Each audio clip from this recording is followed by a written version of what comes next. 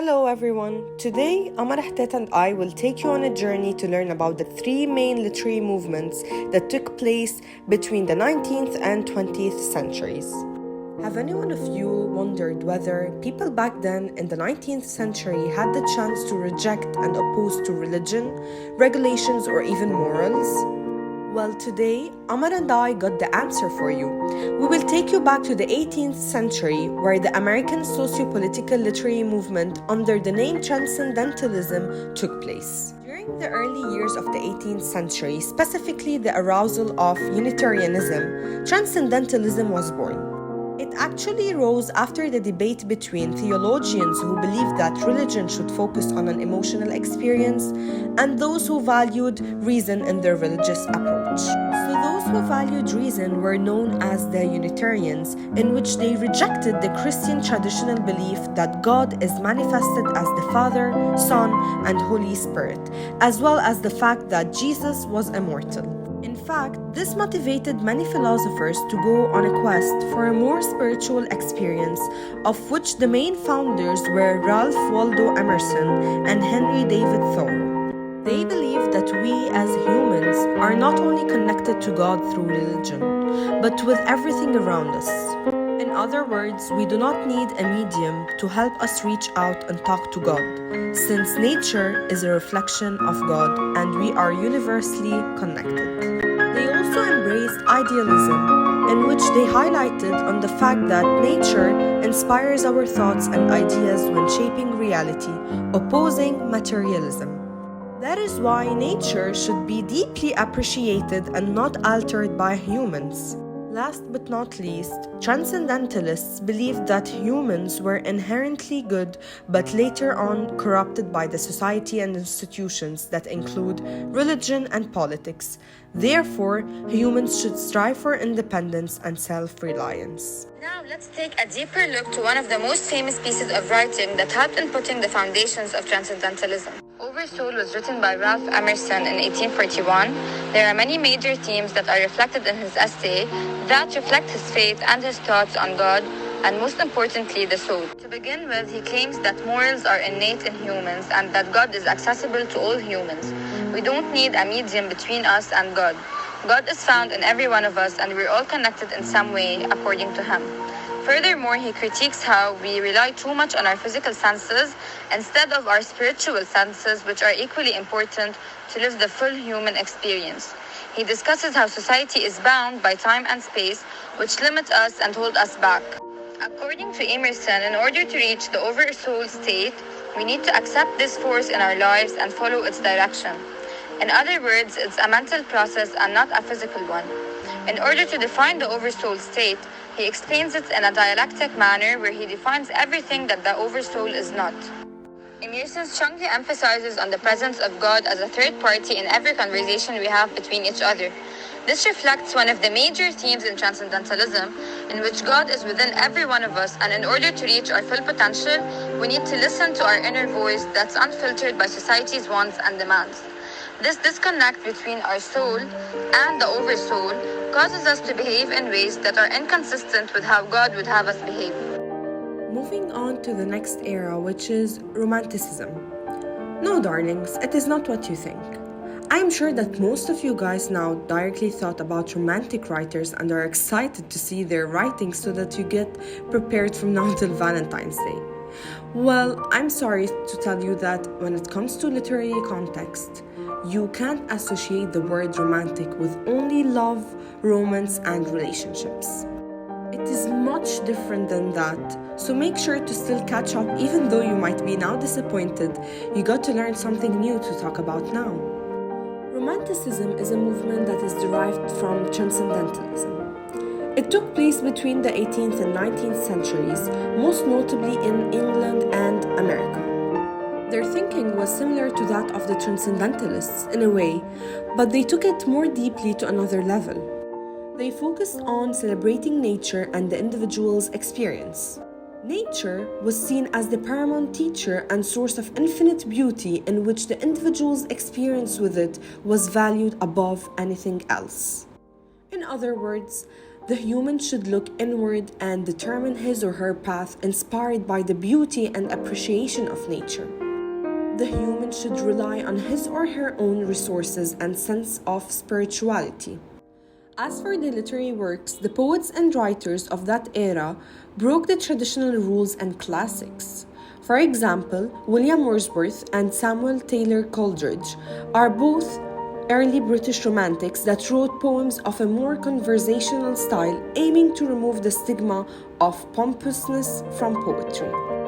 When Romanticism extended to the United States, the poet Walt Whitman rebelled against old traditions, creating a bold and new American style of poetry, in which he wrote in a radical style that broke with typical poetic conventions like the rhyme and meter. Last but not least, the Romantics passionately believed in individuality and being true to oneself. Much of their literary work infused the concept of idealizing women, in which they were portrayed as perfect, innocent beings that are to be adored, mourned, respected, and never touched. Moving on to one of the most prominent poets of the 19th century, Percy Bysshe Shelley. He is known for his long-form verse, and he had strong contributions to Romanticism. Shelley's passion encompassed all living things, including plants, animals, and flowers, as well as all of nature.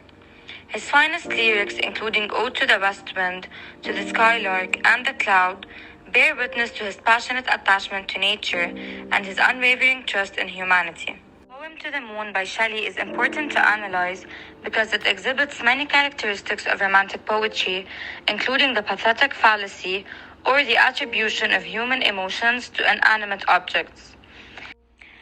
Art thou pale for weariness of climbing heaven and gazing on the earth, wandering companionless among the stars that have a different birth, and ever changing like a joyous eye that finds no object worth its constancy. He speaks of the moon in a different way than we're used to, where he describes how the moon is joyless and alone in the sky. Shelley's moon in the poem represents a woman who is in search of a lover that complements her. It is elegantly made with a romantic appeal, where Shelley personifies the moon. It contains major themes of being in awe of nature and embracing the power of imagination and the genius. The moon takes on more than just glow and beauty when viewed through the colored glasses of the poet's imaginative sensibility. It also develops a majestic charm and personality. Furthermore, the idea of how the moon stands in solitude and keeps on changing every day while seeking constancy reflects individualism and expresses intense feelings and imagination. Now let's take a look at this riddle. I was born by the influence of World War I. I was born by the influence of industrialization, and I reflect the sense of loss, fragmentation in my works. Who am I? I bet you guys are still guessing. How about this also? I no longer focus on elites, but rather on the way people got affected by the war. I no longer focus on nature and spiritual thoughts because they are already damaged and altered by industrialization. And I no longer focus on God connecting us to religion, but rather humans now have the right to oppose and reject to certain beliefs. Who am I? Yes, I am definitely more modern than other eras. Yes, I am modernism, and welcome ahead.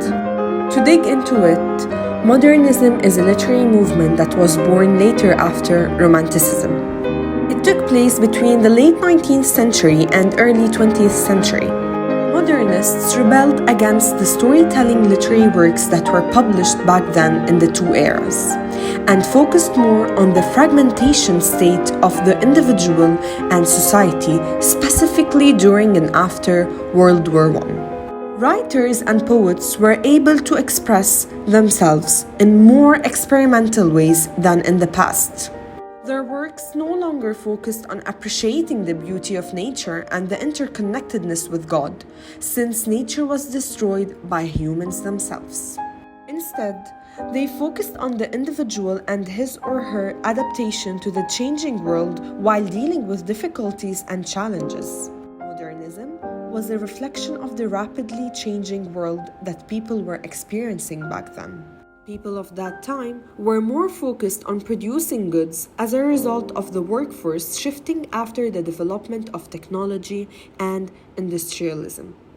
This made them focus more on work instead of enjoying nature.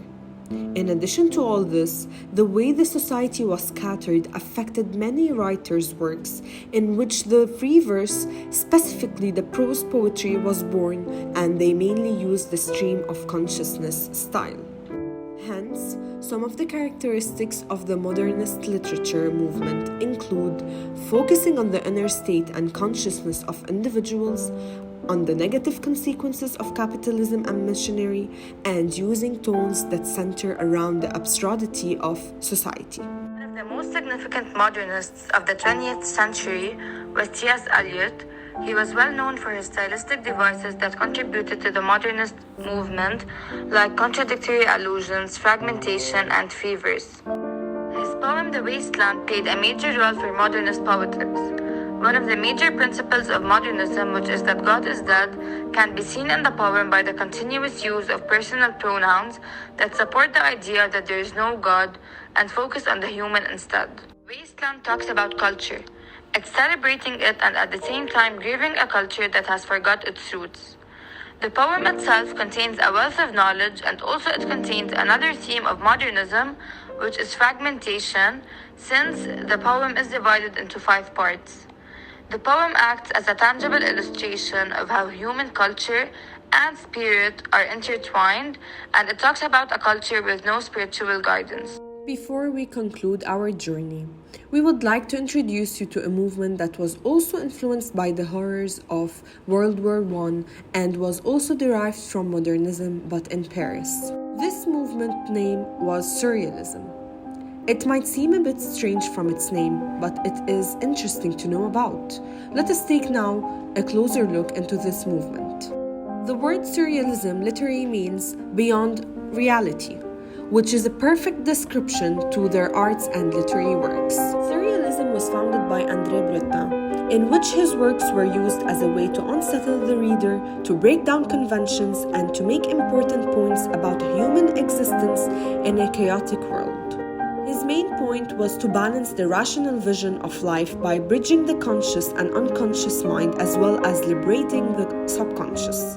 In other words, surrealists aim to liberate thought, language, and human experience from the oppressive boundaries of rationalism by creating something bizarre but still somehow understandable. Their paintings and novels often have a dreamlike quality, bizarre, and are hard to comprehend. Thank you so much for watching, and we hope you enjoyed it.